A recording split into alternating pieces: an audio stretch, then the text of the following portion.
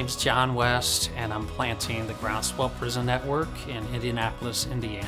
The denomination we're planting with is the Wesleyan Church. So right now we're engaging local prisons in the Indianapolis area. We have about 50 of the men we've engaged with. 12 or 13 are disciples, and we now have 3 that are going to take leadership. So the church is at a very early age, but we're believing God's going to do great things. I think one of the biggest challenges right now is finding access to a lot of these men because they're in prison and it's a maximum security prison.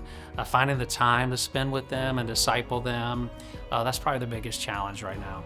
I am definitely apostolic in nature, catalytic. I love starting new things, and just to see the church spring up from just something really small to like an incredible ministry is exciting for me.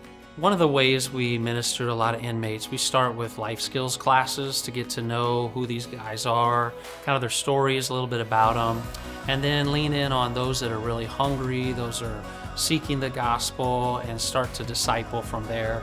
We had one inmate, he goes by John, and he started with some life skills classes. He seemed real closed off and kind of angry. Wasn't sure if he was mad at me, but over time he really softened.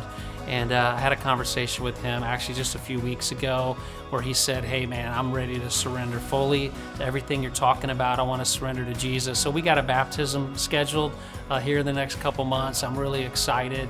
He's the very first one that's given his life to Christ, and we're just praying for like hundreds more that are going to take that step of surrender.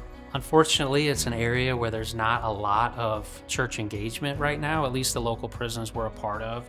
And so there's 2,000 men, a great opportunity, a lot of hungry guys ready for hope and healing that only Christ can bring. So we're excited to continue to get involved.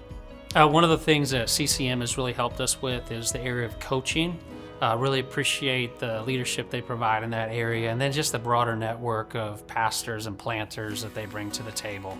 I think the biggest dynamic is literally following the Great Commission, Matthew 28. As you start to make disciples that make disciples, multiplication starts to happen. And of the disciples being made, a lot of them are going to be evangelistic or apostolic to plant new churches. I think when we get away from disciple making and kind of its essence, we lose sight of what Jesus called us to do. So that's the core of all multiplication.